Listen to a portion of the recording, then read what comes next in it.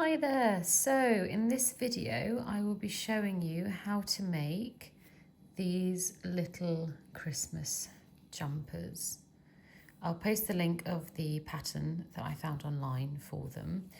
In my opinion, the pattern isn't very clearly explained. It took me quite a lot of time to work out what the pattern was asking for, which is why I wanted to make this video. But they're super cute and they're little Christmas decorations, and you can see they're fully fledged little Christmas jumpers designed for teeny tiny invisible elves, and you can make them in all kinds of different colours and patterns.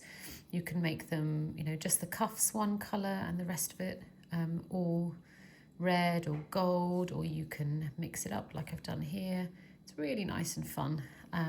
So let's get going. So before we start, I just wanted to talk to you about some of the kind of the architecture, if you like, of this pattern. So you can see it's mostly worked in the round.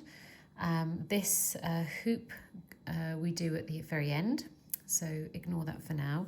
And first of all, we start by making this neck cuff. And we do that in rows, and we do a kind of ribbing, which I'll show you in a second. And then after that, so once we've worked that, we then work down. After that, we do rows of the torso. And you can see we have these V-shaped stitches. This is a V, this is a V, this is a V, all the way around. Okay, and they are the same stitches that are worked all the way down the front. Then we have half double crochets in the US terminology down the sleeves. And then we have single crochet making up the cuffs of the jumper and the sleeves as well. There we go. Okay, right, let's get started. So depending on how many colours you want in your jumper, you will want a selection of different yarn. So I've got a nice bright white cotton, and I've got some spangly acrylics there as well, because I would have got them in cotton, but the spanglies were only available in acrylic. So here we are. I've got my white yarn. So I'm going to put these to one side so we can see what we're doing. So now we're going to be working this first. So we start with a slip knot like we normally do, like this. There's our slip knot, and then we work chain 4. 1, 2, 3, 4. Now that third chain is a little bit loose, so I'm just going to make it a tiny bit tighter. There we go. 1, 2, 3, 4. Chain 4. Then what we do is we turn it. So normally we would go into these chains, but what I want you to do instead is to turn your work, and you'll see you have these knobbles. This knobble, this knobble, this knobble on the back side of the chain. Can you see that? On the front you've got the V's, on the back you have these little humps. And what we're going to do is we're going to go into the hump that is the third from the end. 1, 2, 3. I'm going to go in there like that and work a single crochet. And then we're going to go into the next one and work a single crochet. And then into the last one, it's a bit fiddly, like that, and work a third single crochet. Okay, so our rows will only be 3 stitches wide.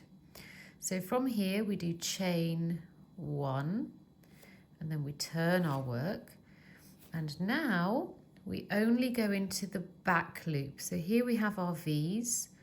Instead of going through both parts of the V, we're just going to go into the back part of the V. Okay, and we're going to work 3 single crochets. 1, this is the second one. Oh, pardon me. 2 and 3. There. Then chain 1, and turn over, and we do the exact same thing again. Into the back loop only, back loop again, back loop a third time. There we are, you can see it's growing. Chain one, turn our work, back loop only, single crochet, back loop only, single crochet, back loop only, single crochet. Again, it's growing some more. Chain one, turn your work, back loop only, single crochet, back loop only, single crochet, back loop only, single crochet.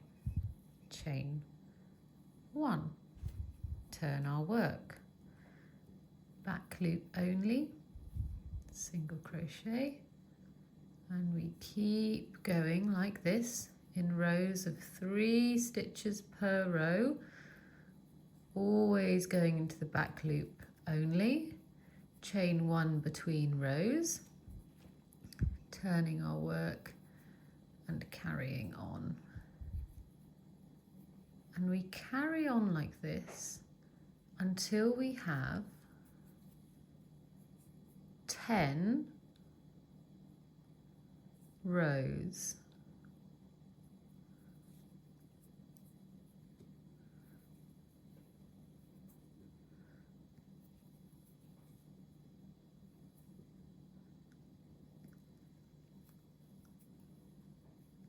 Okay, so we've got 8, 9, one more.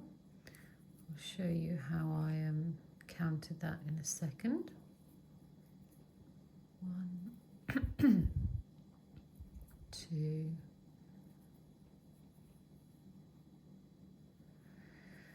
right, so here we have chain 1, 2, let me show you, 1, 2, 3, 4, 5, 6, 7, 8, 9. So we've got one more to do.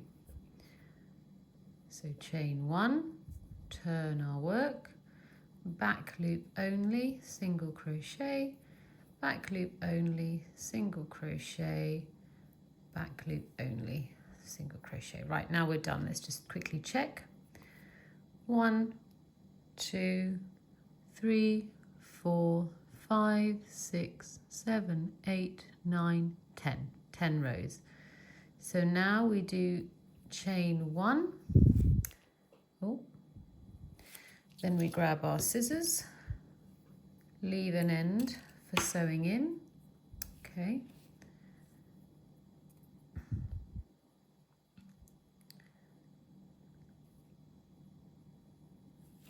There we are. There's our cuff. Okay. Now, some people might find it useful to mark each of the rows because what we need is 10 clear rows here. Okay. So you can, if you want, use these stitch markers and put 1 in each of the 10 rows. Now, I personally prefer not to do that because I think I can see it quite clearly. This ribbing really helps. The ribbing is every 2 rows. So you've got 1, 2, 3, 4, 5, 6, 7, 8, 9, 10. Okay, so that's what we're going to do.